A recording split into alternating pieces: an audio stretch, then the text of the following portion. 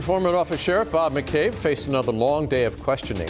Prosecutors had their chance to ask him about the bribery and corruption charges he faces. They are diving back into McCabe's personal finance records, campaign contributions, and unauthorized gifts. Allison Basil reports from the federal courthouse.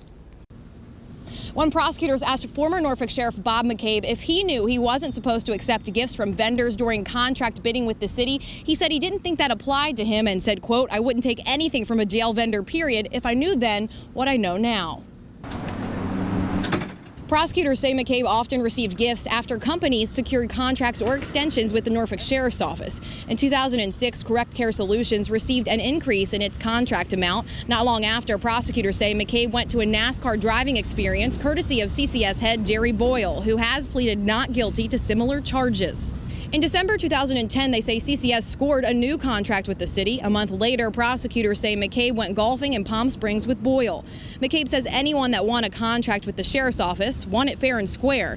McCabe admitted to misusing his campaign account by balancing his personal bank account with the funds. Prosecutors pulled up a check from December 2015 where McCabe gave himself money from his mayoral campaign account for $2,500. Prosecutors then pointed to his personal bank statements a month later. On January 3rd, 2016, they pulled up a charge of $500 in Nassau. On the 5th, the statement shows a $400 charge at Atlantis Casino. Prosecutors asked McCabe if he was gambling with campaign money, to which he replied, "Doesn't look good." McCabe has pled not guilty to the charges against him. In Norfolk, Allison Basil, 13 News Now.